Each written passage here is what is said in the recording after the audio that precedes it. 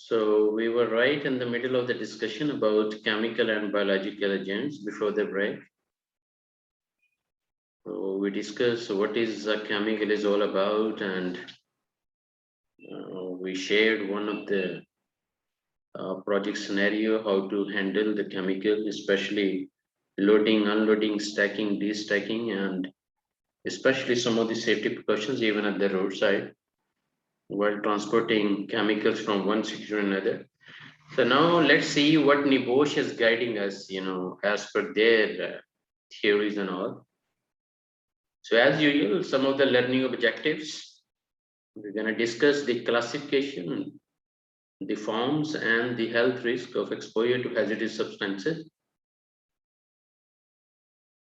And most importantly, how are we going to undertake an assessment, especially for health risk related to and coming because of that substances commonly encountered in the workplaces.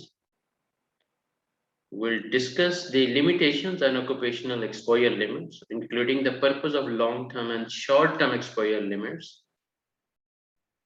And most importantly, we'll be learning, what kind of control measures that should be used to reduce the risk of ill health from exposure to hazardous substances.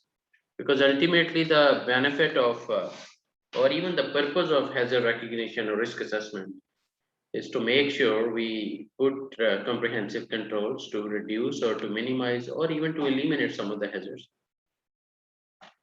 So describe the hazards, risk and control associated with specific agent. So that is all about the learning objectives of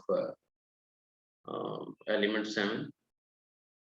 So let's start with the 7.1, the forms of classification of health risk from the hazardous substances. Even though the chemical could be in form of gas, liquid or solid shape. Several examples we were going to learn as per NEBOSH theories. And most importantly, how the hazardous substances in shape of solid, dust, fumes, gas, mist, vapors, liquid fibers, or physical form greatly affects the hazard presented at the route of entry into the body actually. Because the ultimate purpose is while performing a process or while handling any sort of chemical, the purpose is it shouldn't affect to our health or not to create any safety hazards even for our employees. So what kind of biological forms could be there? Because that was all about the forms of chemical agents. And the biological forms could be fungi, bacteria, and viruses, as I told you, kind of invisible enemies, including coronavirus, I added for virus. Acute and chronic health effects, short-term and long-term health effects are there. So short-term means the acute and chronic means the long-term effect. Short-term effect is a high level of exposure, like short exposure time. Quick effect, exposure to high concentration of chlorine gas or maybe H2S, maybe carbon monoxide or any other methane or some other toxic gases. Long-term low levels of exposure, but long exposure time, like multiple exposure to asbestos. Asbestos containing material, and the asbestos we get in different shapes, like in coating industry or especially for fire prevention, we have coating for different pipelines. So how that fibers could be more terrible, affecting the lung and creating lung cancer, and what type of shape gonna be there, and how we can avoid from asbestos containing materials.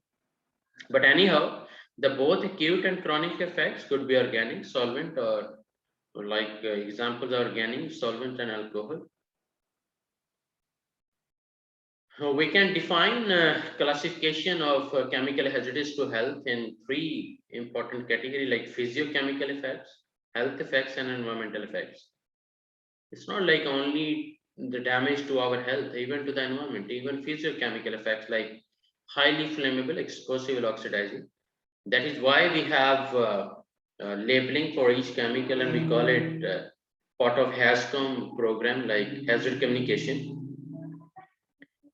And the label should tell us at least, it should be visible either that chemical is extremely flammable or highly flammable or just medium flammable or low flammable or maybe zero flammability.